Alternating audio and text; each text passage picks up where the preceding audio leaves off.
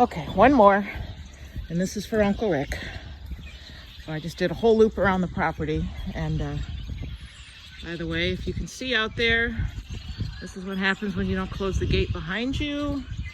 Those are all the sheep in my front yard. So, here we go. Oh, they hear me coming. Hey, duckies. This is Duck Palace within the confines of the dog yard in a kennel setup. In this beautifully constructed duck house with a couple of carabiners. Hi, guys. So we just carabiner this off. And here come the little ones. Oh, look at your muddy beaks. Oh, guys. This is for your Uncle Rick. 1, 2, 3, 4, 5, 6. Let's see if they go in the little pond or not.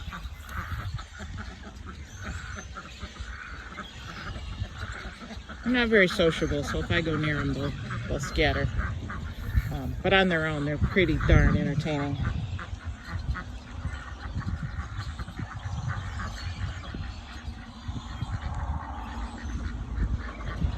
They're always thirsty for overnight.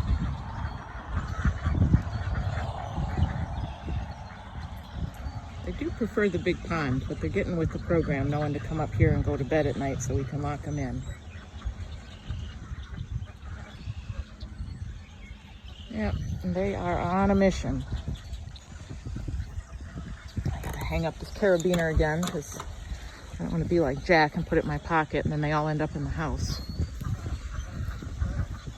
So this is our mini pond. It's right immediately behind our house. The waterfall's shut off right now. Normally that pile of rocks there is a waterfall and it keeps us going. It's got a zero edge filter over there, but it's shut down because it needs spring maintenance. And we actually got a crew coming today that's going to drain the pond, scrub it out, clean it, do whatever it is they do, change all the filters, and refill it with some fresh water for the year. So they're gonna check everything out and make sure we can get another good season out of it. There is nothing living in the pond because, well, I think the ducks keep eating it. So there they go, unprompted by me. This is fun. I spent a lot of money on this little duck ramp here for an easy egress for them to get down to the large pond. And so they have this whole zigzag. According to engineering guidelines, it is no more than a 20% slope because that's what the ducks like. Hence there are, 4 runs. And they've never used it. So sometime in this quarantine period, I will close this in with some chicken wire hooped over this. And I'm going to force those suckers to go down this ramp where they can't jump off and make them use it. And so I just want to show you the route that they prefer. This is quite a walk. I go all the way down around these are lilac bushes here. And looks like they got distracted a little bit. But they will come out and they will literally circle this entire large pond before they jump in the water. I don't know what they think they're doing. Yeah, see, there they are coming out the other side.